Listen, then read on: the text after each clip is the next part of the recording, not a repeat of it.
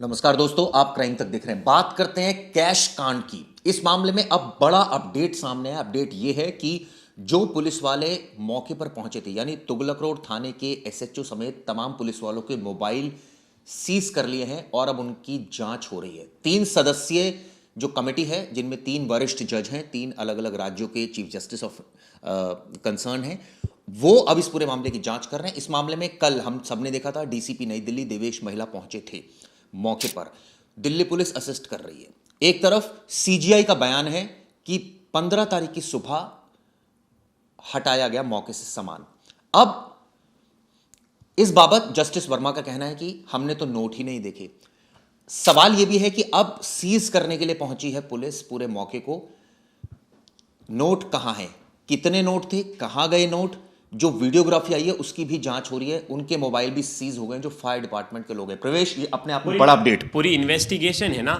एक तरीके से देखिए कि पुलिस इन्वेस्टिगेशन कर नहीं सकती थी, तो जस्टिस लोगों की बेंच है, वो इन्वेस्टिगेट करे। लेकिन इन्वेस्टिगेशन आप देखोगे तो सेम टू सेम जिस तरह से पुलिस इन्वेस्टिगेट करती है उसी तरह का इन्वेस्टिगेशन चल रहा है। सबके मोबाइल ले लिए कि कल को वो मोबाइल की फॉरेंसिक जांच करवाई जाएगी। मैं बताना चाहूँगा चिराग जी, आगे क्या होने वाला है। उसकी एग्जामिन कराया जाएगा कि वो जो वीडियो है उसके साथ कोई छेड़छाड़ नहीं हुई है। वो उसी वक्त उस वीडियो को रिकॉर्ड किया गया है, उस वीडियो के साथ कोई छेड़छाड़ नहीं की गई। इंपॉर्टेंट, दूसरी इंपॉर्टेंट चीज, सीसीटीवी कैमरे, जो भी सीसीटीवी कैमरे लगे गए अब उन्हें की भी उनको भी निकाला जा रहा है और उनको भी एक सेव करके रखा जा रहा है कि उनके साथ भी कोई छेड़खानी ना हो। तीसरी इंपॉर्टेंट चीज, सितंबर 1 2024 से लेके अब तक इनके घर पे 40 सीआरपीएफ के जवानों को तैनाती कर चुकी है। मतलब रोटेशन में चेंज हो चुके हैं। उन सब 40 लोगों की अब प्रोफाइलिंग हो रही है, उनके बारे में जानकारी निकाली जा रही है। ये कौन लोग थे, कब कब रह चुके हैं, कितनी बार ये स्टोर रूम में गए थे, उसकी कोई फुटेज है, क्या है, उसकी इंफॉर्मेशन ये बेंच ले रही है खुद। जो एक और इंपॉर्टेंट इंफॉर्मेशन आई चिराग जी, कि जो उस दिन क्या था कि वो डीसीपी, जिस वक्त ये आग लगी थी उस दिन वर्किंग नहीं थे डीसीपी वहाँ के, इस दिल्ली के, तो न्यू दिल्ली के। लेकिन उस दिन जो वर्किंग एडिशनल डीसीपी थे वो क्या करते हैं, मॉर्निंग डायरी, जो बड़े बड़े केसेस होते हैं एरिया में, अधिकारियों को बताते हैं, मतलब कमिश्नर को बताते हैं। जो नीचे के एसएचओ हैं वो बताते हैं डीसीपी को, डीसीपी बताते हैं जॉइंट सीपीस को, और जॉइंट सीपी बताते हैं कमिश्नर को। तो इसी कड़ी में उन्होंने सुबह 8 बजे के आसपास जो केस डायरी है उन्होंने बताया अपने अपर अधिकारियों को, जॉइंट सीपी को।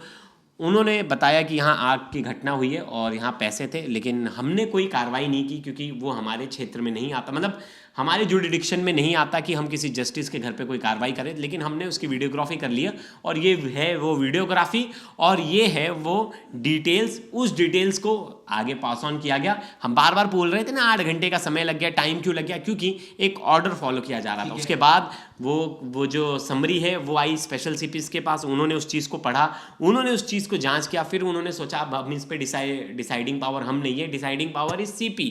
तो उन्होंने दिल्ली कमिश्नर ऑफ पुलिस को उन्होंने वो सब एविडेंस जो थे, वीडियो और ये सब चीज़ फॉरवर्ड किए, जिसके बाद उन्होंने उस चीज़ों को फॉरवर्ड किया। तो ये 8 घंटे का जो डिले है ना वो इस वजह से लगा।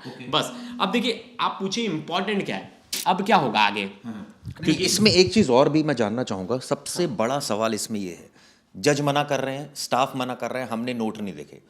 वहां वीडियो जो आई है, क्या वीडियो झूठ बोल रही है? क्या वीडियो के साथ को ट्यूटर्ड है वीडियो? बस अब जो एग्जामिन किया जा रहा है ना, वो सिर्फ वीडियो का एग्जामिन किया जा रहा है। वीडियो की जैसी ही रिपोर्ट आएगी, मैं आपको साफ साफ बताना चाहूँगा, जो मेरे भी सोर्स बता रहे हैं इंटरनल, तो वीडियो की रिपोर्ट आ गई, सीसीटीवी फुटेज की रिपोर्ट आ गई, फिर अगर उसमें ये बात साबित होती है कि ये पैसे थे और पैसे वहाँ से हटाए गए, क्योंकि मॉर्निंग में उनके घर के अलावा, उनके घर के लोगों के अलावा और कोई बाहर का आदमी उस घर में नहीं आया था। नंबर 2 पॉइंट जो सबसे अहम है कि वहां से एक तो वीडियो की फॉरेंसिक एविडेंस की जांच होगी, अधिकारियों की जांच होगी कि कोई ट्यूटर्ड नहीं हुआ, कोई छेड़छाड़ नहीं हुई किसी भी चीज से। दूसरी सबसे अहम बात, कैश क्या वहां पर पड़ा रहा कुछ दिन और उसके बाद सील हुआ, या कैश कोई एजेंसी अपने साथ लेकर गई?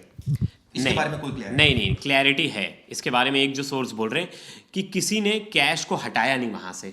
नहीं, लेकिन ये बोला गया सीजीआई की तरफ से कि सुबह 15 तारीख की सुबह चीजें हटाई गई। जो मैं बता रहा हूँ, मैं फिर वापस से कह रहा हूँ, जो फायर डिपार्टमेंट है और पुलिस डिपार्टमेंट है, इन लोग ने उस कैश को हाथ नहीं लगाया। जो मैं पुलिस सोर्स पता चल रहा है, जो फायर डिपार्टमेंट, इन्होंने किसी ने भी उस कैश को नहीं हटाया। अब जो एक रिप्लाई है, मैं रिप्लाई की बात करूंगा। जब chief justice of Delhi high court उन्होंने पूछा जस्टिस वर्मा से कि वो पैसे किसने हटाए, तो इन्होंने बोला पैसे तो नहीं, लेकिन कुछ डेब्रिस थी, मतलब कुछ जले हुए हमारे घर के मलबा था, हमने उसे उठाकर बाहर रखा, अपने घर के एक साइड में रखा, लेकिन वो डेब्रिस थे। अब चिराग जी, जो भी जली हुई चीज़ है वो सब डेब्रिस है, ये भी आपको समझना चाहिए। वो पैसा है या कुछ भी है, जो भी जला चीज़ है वो डेब्रिस है। इसमें देखिए कितना, लेकिन एक मिनट, इसको मैं क्लियर कर रहा हूं, वो डेब्रिस की बात नहीं कर रहे हैं। उन्होंने स्पेसिफिक पूछा था क्या जले हुए नोट हटाए गए, उसका जवाब था जस्टिस वर्मा ने दिया डेब्रिस हटाई गई। इससे पहले जस्टिस वर्मा का बयान भी आया है, उन्होंने साफ कहा, उन्होंने जो रिप्लाई फाइल किया कि मेरे किसी स्टाफ ने, मेरे किसी परिवार ने, ना मैंने, किसी ने नोट नहीं देखे।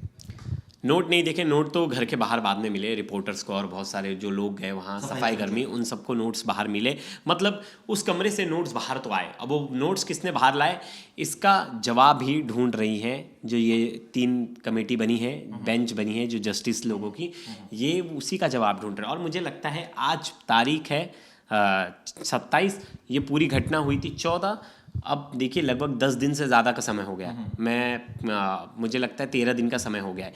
13 दिन की इन्वेस्टिगेशन में अभी कुछ साफ तौर पर बहुत सारी चीज़, देखिए चीफ जस्टिस ने एक बहुत ही पारदर्शिता दिखाई। उन्होंने बोला, ये इतिहास में पहली बार ऐसा हुआ होगा, तो उन्होंने बोला कि फेयर इन्वेस्टिगेशन लगे। उन्होंने उस पूरी जो डिटेल थी इन्वेस्टिगेशन जो उनको मिली थी वो अपलोड करा दी। मुझे लगता है इसी प्रक्रिया को आगे बरकरार रखना चाहिए चीफ जस्टिस की तरफ से, क्योंकि वो बहुत ज़्यादा लोगों को उनसे बहुत ज़्यादा विश्वास और बढ़ गया है।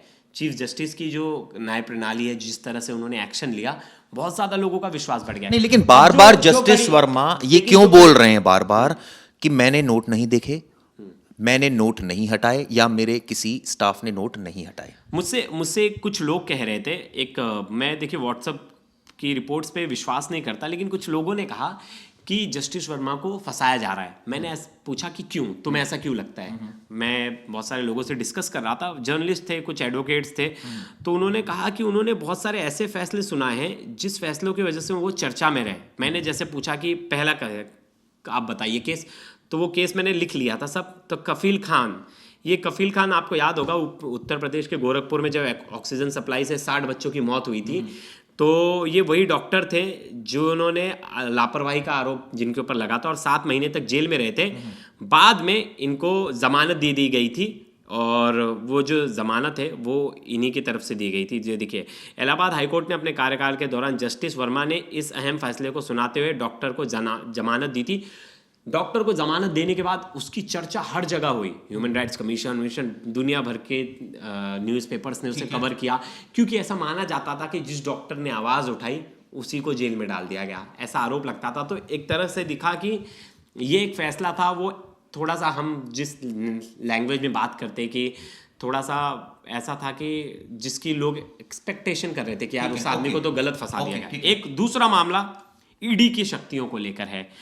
जनवरी 2023 में जस्टिस वर्मा की सिंगल बेंच ने ईडी पर अहम फैसला सुनाया था। जस्टिस वर्मा ने ईडी के अधिकारियों पर बात करते हुए कहा था कि ईडी मनी लॉन्ड्रिंग रोकथाम अधिनियम के तहत मनी लॉन्ड्रिंग के अलावा किसी दूसरे अपराध की जांच नहीं कर सकती है, जो कि बड़ा इंपॉर्टेंट था कि ईडी बाकी कोई इन्वेस्टिगेशन नहीं कर सकती, सिर्फ एक ही इन्वेस्टिगेशन कर सकती है, मनी लॉन्ड्रिंग के अलावा। अहम ये भी ठीक बोला था, ये भी बहुत अहम फैसला था। और ईडी जिस तरह से फैसले के बारे में बताइए। और एक फैसला यही जो दिल्ली आबकारी नीति मामले में मीडिया रिपोर्टिंग, उन्होंने उस समय पे कहा था कि बहुत सारे जो इन्वेस्टिगेशंस के बहुत सारे जो मतलब वो प्रॉपर एविडेंस थे वो मीडिया में वायरल हो रहे थे, वो मीडिया में लीक हो रहे थे। तो उस समय उन्होंने जवाब मांगा था कि कौन से वो अधिकारी हैं जो इस इंफॉर्मेशन को मीडिया में लीक कर रहे हैं। एक नैरेटिव सेट करने की कोशिश की जा रही थी उस समय में। हाँ, एक ये, और एक और इम्पॉर्टेंट था जो पुराना था, कांग्रेस की एक याचिका थी 23 फरवरी 2024 को, उसको खारिज कर, हाँ 13 फरवरी 2024 को उसको खारिज कर दी थी। वो याचिका क्या थी? 13 फरवरी 2024 को इनकम टैक्स की ओर से कांग्रेस ने 100 करोड़ से ज़्यादा बकाया टैक्स की वसूली के लिए नोटिस भेजा था। इसे लेकर कांग्रेस पार्टी ने एक याचिका दायर की थी कि दावा किया था कि उसके बैंक खाते को फ्रीज कर दिए गए हैं। इसके खिलाफ वकील और कांग्रेस नेता विवेक ने इनकम टैक्स अपीलेट याचिका लगाई, इनकम टैक्स अपीलेट में याचिका खारिज कर दिया। पार्टी ने दिल्ली हाईकोर्ट का दरवाजा खटखटाया था और जस्टिस वर्मा उस पूरे मामले की सुनवाई कर रहे थे और आदेश को बरकरार रखा था। ट्रिब्यूनल के जो आदेश था उसको बरकरार रखा था, यानी कि ये वो फैसले थे जिसको लेकर जस्टिस वर्मा चर्चा में रहे। लेकिन सवाल ये उठता है, ये फैसले अलग चीज है। अब ये भी जानकारी आ रही है सामने, लीगल कंसल्टेशन भी बोले। मैं चिराग जी इसमें थोड़ा लोगों के, देखिए ये बात हम नहीं कह रहे, जैसे एक हर चीज़ के लिए आपने एक नोटिस किया था, जस्टिस वर्मा ने एक लाइन लिखी थी अपनी पूरी उसमें, अपना जो उन्होंने बयान दिया था, उन्होंने जो चीफ जस्टिस के पास उन्होंने लिखा था, मुझे लग रहा है मेरे खिलाफ कॉन्स्पिरेसी की जा रही है। ठीक है। हाँ, तो इस कॉन्स्पिरेसी को लेके अब सोसाइटी का एक धड़ा है वो बात कर रहा है कि चीफ जस्टिस ने, ये जो जस्टिस हैं, चीफ जस्टिस बोल रहा हूँ सॉरी, जस्टिस ने वर्मा ने ऐसे ऐसे फैसले सुनाए थे जो कहीं ना कहीं उनका इशारा है साफ तौर पर कि ये जो थे मतलब कि बड़े ही निष्पक्ष जज थे, और वैसे सभी जज निष्पक्ष होते हैं, लेकिन ये बड़े धड़ल्ले से बहुत सी चीज़ों पे स्ट्रिक्ट एक्शन लेते थे और बड़ा ही कड़क फैसला सुनाते थे। जिसको लेकर अब उन आरोप लगाया जा रहा है, या कहें कि एक तबका खड़ा है उनके साथ भी जो कह रहा है कि इन्हें तो फंसाया जा रहा है। और देखिए, जब तक चीज़ें निकल कर नहीं आती सामने, खुद जज बोलते हैं और खुद कोर्ट बोलता है कि जब तक कोई आदमी के खिलाफ। एक मैं और रिपोर्ट पढ़ रहा था प्रवेश, जिसमें था कि कुछ लॉयर्स इनके घर पहुंचे थे इस घटना के बाद। वो रिपोर्ट जरा किसी वेबसाइट ने लिखी थी, उसके बारे में भी मैं जिक्र करूंगा। लेकिन जैसे कि लीगल कंसल्टेशन वो ले रहे हैं ऑलरेडी, ये वो रिपोर्ट है। जस्टिस वर्मा ने कंसल्ट किया है कई हाई प्रोफाइल लॉयर्स को इस इंक्वायरी कमीशन डिपोजिशन को लेकर। अब ये पता चला है कि वो हाई प्रोफाइल वकील कौन कौन से, उनके कुछ नाम भी सामने आए। हालांकि देखिए, ये एक लॉ ट्रेंड नाम की वो है वेबसाइट है जिसने ये लिखा है, लीगल पे बहुत लिखती है। हाँ, तो हम उसके बेसिस पर बोल रहे हैं। ये the team advising justice Verma includes senior advocate Siddharth Agarwal, Arundhati Katju, Tara Narula, Stuti Gujral among others. ये हैं कि इनसे वो डिस्कस कर रहे हैं, इस तरह की जानकारी निकलकर सामने आ रही है। ये हम उन्हीं की रिपोर्ट पढ़ रहे हैं, और ऑब्वियसली वो लीगल कंसल्टेशन लेना तो उनका राइट है, वो बिल्कुल लेंगे लीगल कंसल्टेशन। इसमें कोई मुझे लगता है कोई दो राय, कोई गलत बात नहीं है। अब देखिए, अब मुझे लगता है इसमें कल मैंने 2-4 रिपोर्टर्स की बात सुनी थी जो कि कोर्ट कवर करते हैं, उसमें सबका यही कहना है कि इसमें और 1 महीने से ज़्यादा का समय लग सकता है। हाँ, इन्वेस्टिगेशन में इतना समय जा सकता है जब तक वो अपनी रिपोर्ट फाइल करेंगे। लेकिन इसमें प्रवेश जो सबसे अहम चीज़ है ना, जो कड़ी जोड़नी है, सबसे पहला जो कड़ी इसमें जोड़नी है वो ये है कि कैश मिला, वहाँ पर कैश था, कितने टाइम तक वहाँ कैश पड़ा रहा, कैश को क्या किसी ने हटाया, कैश को हटाया तो क्यों हटाया, फॉरेंसिक जांच सबकी क्या कहती है। ये इतने अहम सवाल है ना जिसका मुझे लगता है कि जवाब ढूंढना होगा। और मुझे लगता है अगर इतना ज़्यादा फिशी लग रहा है, मुझे लग रहा है, देखिए अब यहाँ बात आती है, अगर जस्टिस वर्मा ने भी बोल दिया है कि ये कॉन्स्पिरेसी है, तो चीफ जस्टिस को अब वेट नहीं करना चाहिए और उन्हें कहना चाहिए कि हाँ, अगर आपके खिलाफ कॉन्स्पिरेसी है या सच में आपके घर में पैसा था, ये दोनों की जांच करने के लिए अब हम इसके लिए सीबीआई के हाथ में दे देते हैं। हाँ, एक न्यूट्रल इन्वेस्टिगेशन एजेंसी जो इसकी जांच करे और बता दे ये कॉन्स्पिरेसी है या ये सच में ऐसा कुछ हुआ था। चलिए खैर, अब इसमें देखते हैं आगे क्या। और मुझे याद है दिल्ली हाईकोर्ट के एक जस्टिस थे, उनका एक पुराना मामला था जिसमें उनसे रिज़ाइन करवाया गया था, बाद में उनके ऊपर सीबीआई ने केस दर्ज किया था और उस केस का अभी तक कोई।